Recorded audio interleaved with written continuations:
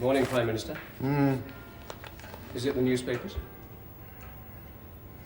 Yes.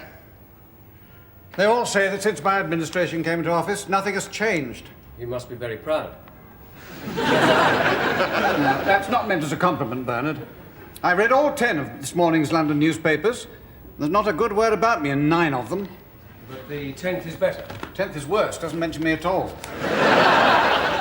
What have they got against you this morning? Well, basically they all say the same thing. That I'm a windbag. Good heavens. Yeah. Extraordinary, isn't it? They say that my administration's all rhetoric, that I talk and talk, but nothing ever gets done. Simply isn't true. There are many reforms in the pipeline, great new change of direction, great new schemes of development, a whole new philosophy of government, profound change in the whole social fabric and geopolitical climate of this country. So what is actually happening? Nothing yet, obviously. Oh, that'll be Sir Humphrey. Better send him in. Send Sir Humphrey in. I suppose the origin of this criticism is this rumour about another big scandal in the city. How did you guess?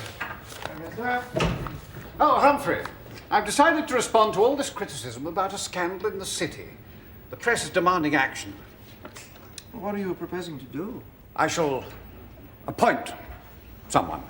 And when did you take this momentous decision? Today, when I read the papers. But when did you first think of it? Today, when I read the papers. And for how long, may I ask, did you weigh the pros and cons of this decision? Not long. I decided to be decisive. Prime Minister, if I may say, I think you worry too much about what the papers say. Only a civil servant could have made that remark, Bernard. I have to worry about them, particularly with the party conference coming up.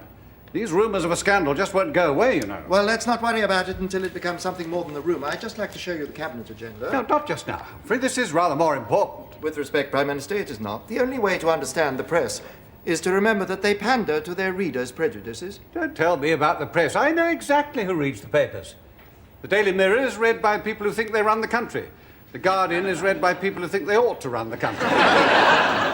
The Times is read by the people who actually do run the country. The Daily Mail is read by the wives of the people who run the country.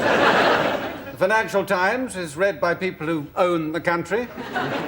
The Morning Star is read by people who think the country ought to be run by another country. And the Daily Telegraph is read by people who think it is.